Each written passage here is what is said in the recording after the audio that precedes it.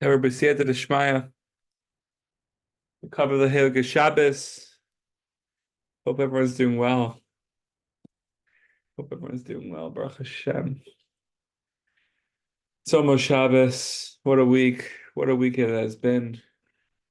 A week of running, a week of returning, a week of confusion, a week of fun, a week of excitement, a week of sepia, a week of yearning, of deep yearning, of deep desire, of wanting to want, of wanting to want to want, of wanting to want to want to want to want, mamish. So now we're here. Hayom Yom Chamishi Shabbat. Mamish, the Levim are entering the Beit HaMikdash, and we could hear the great song of the great day right here, right now. And like Gabe Mailer always says, if you let it, so Mamish, we should be Zocha to allow ourselves to let it, to open up our hearts.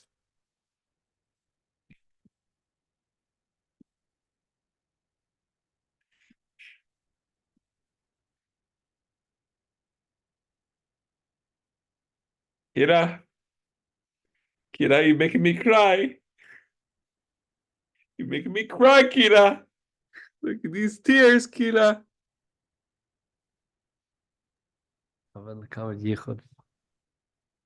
Wow.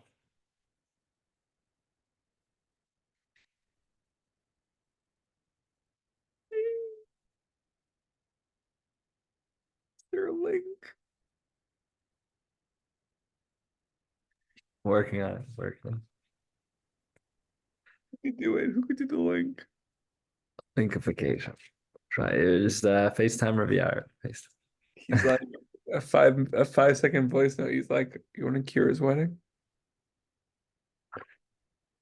Oh, this is a pain. This is mamish a pain. But it's not about the wedding, it's about the marriage. That's what Jakey said. So deep. I spoke with Jakey tonight. Wow. He's on a lot. An hour, 8 minutes, Aki. Let me tell you. Turns out that my job is filled with Kabbalah. Makes sense. Shop.com. Makes sense. Shabbos. Purim.com.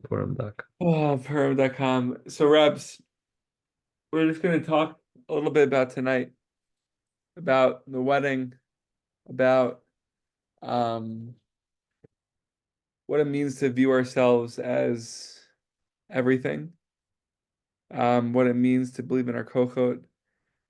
And this was a line that just like one of the tzaddikim revealed it to me. It just like came through. It was like Jakey was listening and revealing the secrets.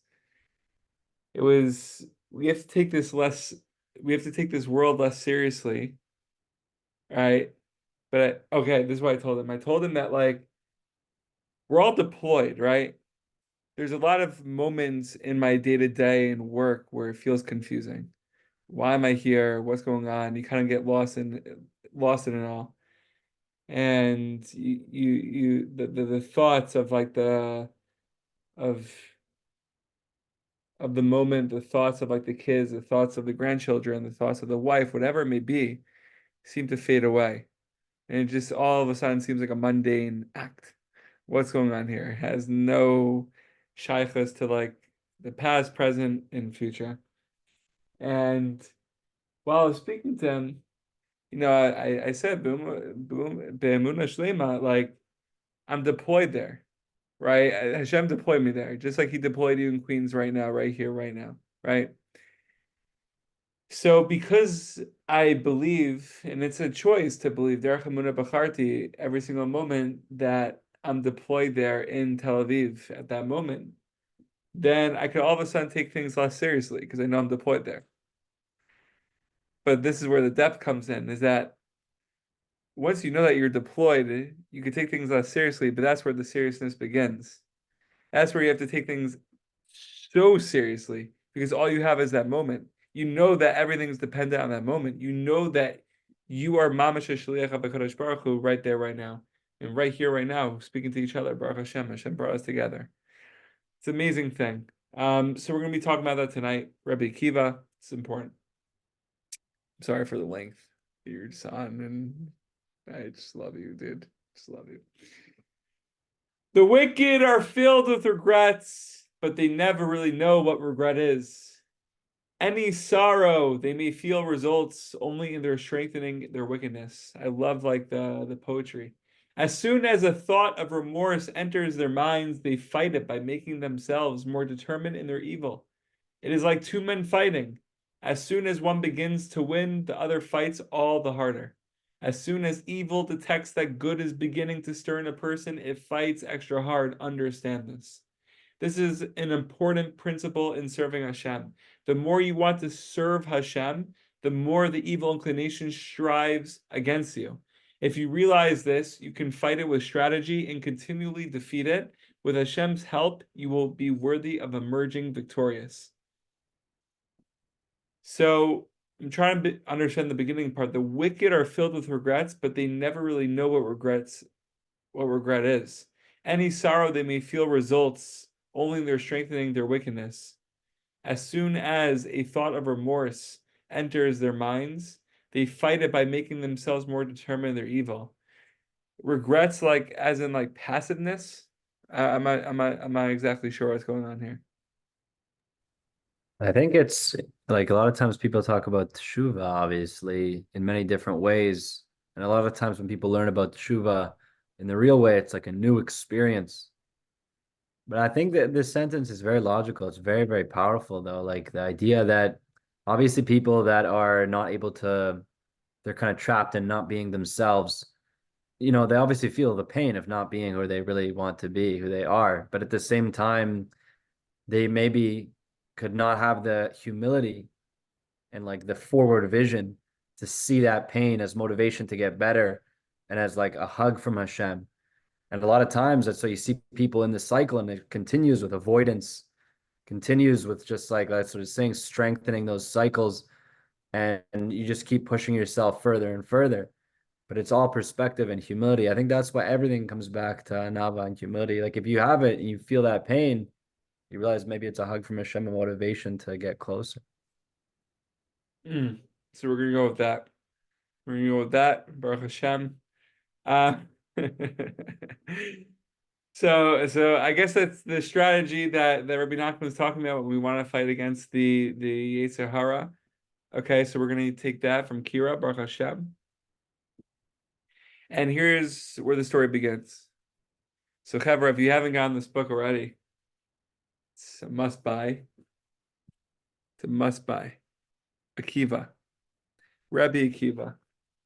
This rabbi, Marcus Lehman, he in the 1800s, I believe, you can search him up in the tabs. It's all about the tabs.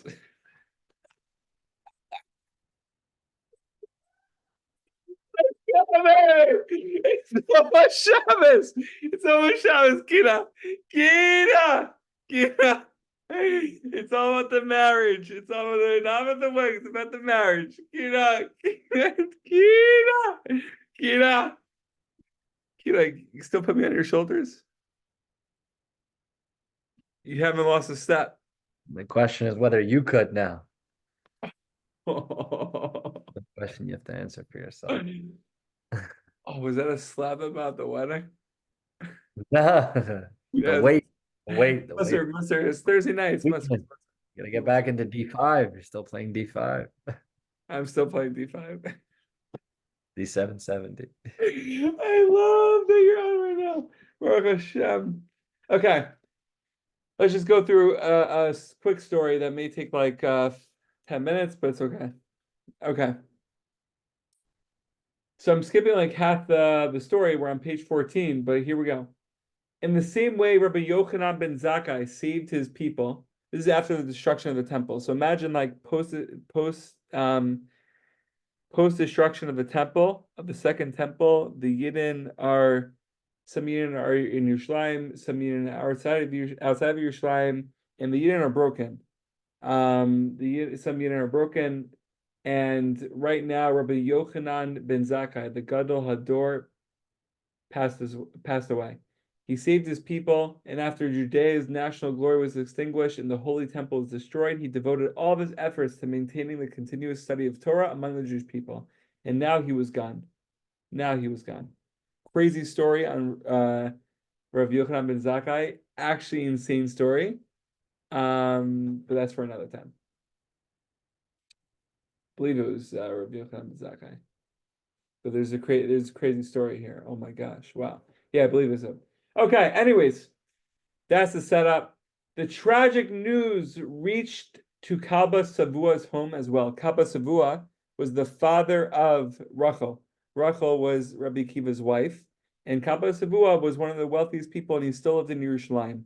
And he would have the chaver over. I mean, when I say the chaver, the Gdolei Ador would come to his table, and he wanted Rachel to marry Pappas. Pappas, who's a sage, I believe a sage. I have to double check this in the times of the Gemara, and he wanted to make that shidduch happen. Then there was a whole thing where he was sitting at the table, and Pappas was talking about how like Romans are different than past nations, and where they could have like merged together and live under the Romans, it would be okay. We'd be able to still serve God, but live with the Romans as one, a whole thing. And then like people were like really wary in the house because you know, crazy statements. And Rachel was like going back and forth, like debating Pappas. And then Pappas was like crazy lines like I think you're going outside like your lane, you know, when it comes to the Torah. You know, it's like crazy lines. But so after that, I don't know how high they were on Rachel marrying Pappas. But in any case, here we go. The tragic news reached Kaba Savua's home as well. Rachel, in particular, was deeply affected by it. Young as she was, she could easily have taken lightly what had happened and not taken it to heart. At that time, right after the destruction of the temple, the Jews who remained in the Holy Land under the rule of the Vespasian and Titus were not as yet suffering badly from the Romans. Indeed, Rachel could have lived her life in great luxury and happiness. I mean, her father was one of the wealthiest. She could have married a wealthy young man and even moved with him to Rome or Alexandria, where the wealthy enjoy the greatest material pleasures, no matter what nation they belong to. But Rachel loved her people, her Jewish faith in her God. We have to understand how deep Rachel is. Her only concerns were the future of her nation and the increasing study of Torah. She rejected the frivolous pleasures that most other young girls delight in, and she sought only to do her utmost to shape a happier future for the people. Needless to say, she had absolutely refused to marry Pappas, and her father did not pressure on this matter after he had seen how disdainful Pappas was. In the meantime, Akiva had succeeded in making a very favorable impression on his employer. Again, Akiva at that time was a shepherd. He was a shepherd for Kaba Savua, Rachel's father, and he was tending the sheep. Kaba Savua discovered that he had a wonderful mind and great ability, and he applied them to the fullest in his work. The flocks and herds were thriving under his supervision, and the shepherds did not dare to neglect their duties. Kaba Savua grew more fond of the servant every day, and he praised him at every opportunity. There was one thing, however, that he did not like about Akiva, and that was the great disdain with which he spoke about the rabbis and their learning. By the way, this is Rabbi Akiva, where when you think of Rabbi Akiva, v'hafta l'recha kamocha, mamish, and this is before Rabbi Akiva, had that trademarked. He considered them removed from the practical world, and while Kaba Savua and all the members of his household mourned the death of Rabbi Yochanan, Akiva was the only one who remained indifferent. As for Rachel, she could not mourn passively. The great teacher of Israel is gone, she lamented. We must find another man, a strong character who will dedicate his life to Torah and one day replace the great teacher we have lost. And the Gemara says, I believe the Gemara says, when the Gadol Ador, the rabbi of the generation, passes away, a new one is already in the works. It's mamash, the new one's there. She went out to the pastures in the imagery cover, where she found the kiva sitting on a hill overlooking the area where the sheep were being sheared. When he saw Rachel approaching, he stood up. Akira, this is mamish insane. Good day to you, daughter of my master, he said. Would you like to watch the shearing of the sheep? This year's good crop should bring a great increase in your father's wealth. Imagine that, conversation a little. That's like the beginning of a date, like a first date. It's like, so how's the weather? Unmute yourself, Aki. Unmute yourself. Oh, pick up my Mash. I've come to speak with you, said Rachel, not to see the sheep. So wow, so deep. So like, wow. Well, not to start with the sheep bits. Start with the sheep. It's great. God has taken away our greatest man. All of Israel is in mourning, and only you seem not to care much about it. Why should I grieve over someone who devoted his whole life to idle studies and missiled the young men of Israel to do the same? Akiva replied, oh, how I detest those rabbis. They are so arrogant, and they set themselves apart from the rest of us as though they belong to the different breed of men. To them, a Jew who's ignorant of Torah is barely considered a human being. They don't speak to us because they are afraid that they might be defiled by them. They don't eat or drink with us because they think that our food and drink are impure. Oh, don't talk to me about those rabbis. They are the ones who've created so much conflict among us. They are the ones who caused the destruction of our nation. This is Rabbi Akiva. This is Rabbi Akiva. But Chavra, this is big. This is mamash the beginning stages of Rabbi Akiva becoming Rabbi Akiva. You speak like that only because you don't know God's teachings, because you haven't learned Torah, Rachel replied. When God gave us the Torah at Mount Sinai, he proclaimed that the Ten Commandments in all of his glory and majesty, and there was thunder and lightning as God spoke. Then he gave us the written law, which Moshe Rabbeinu wrote down so that it would be accessible to all of our people. But it is only through the oral law that we can fully explain and interpret the written law and apply it to practical life. Moshe taught the Torah to all of our people, Rachel continued. His greatest disciple was Yoshua, and then it was transmitted from Yoshua to the elders, from the elders to the prophets, and from the prophets to the rabbis. The rabbis embody the Torah's essence. You see, they represent the soul of the Jewish people. What would our nation be without God's Spirit that rests upon us and without the fulfillment of His holy commandments? Rachel paused for a moment and then went on. You see, God created all the nations, and He's a loving Father to all of them, no matter who they are, even if they worship idols and they sin. But it is our Jewish people whom he chose above all the other nations. He endowed us with his spirit and sanctified us through his commandments. And now, although the Jewish state has fallen apart, the temple is destroyed, and the prophecy no longer exists among us, the Torah also remains and always will remain with us, and is the rabbi's task to pass on the Torah in its complete purity and holiness to the coming generations. Who knows what the future holds in store for us? Who knows the dangers that await us? We must see to it that the Torah is not forgotten, that Israel is not stripped of this greatest treasure. I remember when I was still a young child, how I would hear some of the great rabbis conversing in our house. I often heard them discussing the dangers that are threatening us. They said that we must make sure to link our oral law, which has come down to us in an unbroken chain of transmission from Sinai, so closely and tightly with the written law that it would be impossible for the oral law ever to be forgotten. Oh, Akiva, if only you would take this task upon yourself. Yes, upon yourself. You would bring joy to our people for eternity. God has granted you a keen mind and strong will. Why don't you leave my father's herds and flocks and become instead the shepherd of our holy people? You surely think too highly of me, Akiva answered. How could I possibly begin to learn now, when I have spent all these years in ignorance? You can do whatever you want to do. I have seen how you do things. You are hardworking, your perseverance is unlimited, and your mental abilities are unsurpassed. All you have to do is to activate your will, and then God willing, you will attain what seems entirely impossible to you now. If you take up the challenge of learning Torah, one day you'll become one of the greatest men of Israel.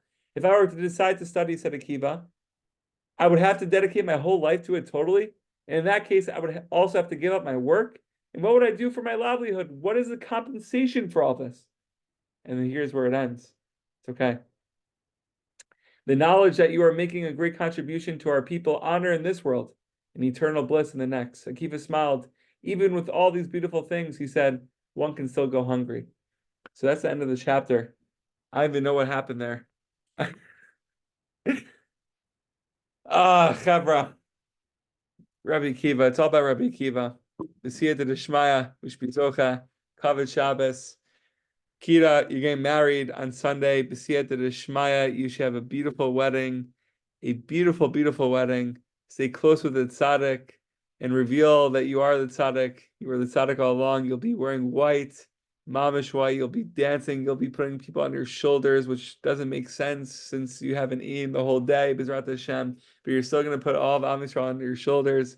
And you're going to have a Bayit Neman Yisrael. You're going to have me over for a Shabbos meal, B'ezrat Hashem. And it's going to be Geshmak or Shlomo stories, the whole thing. Fire. Love you, Achim. Love you.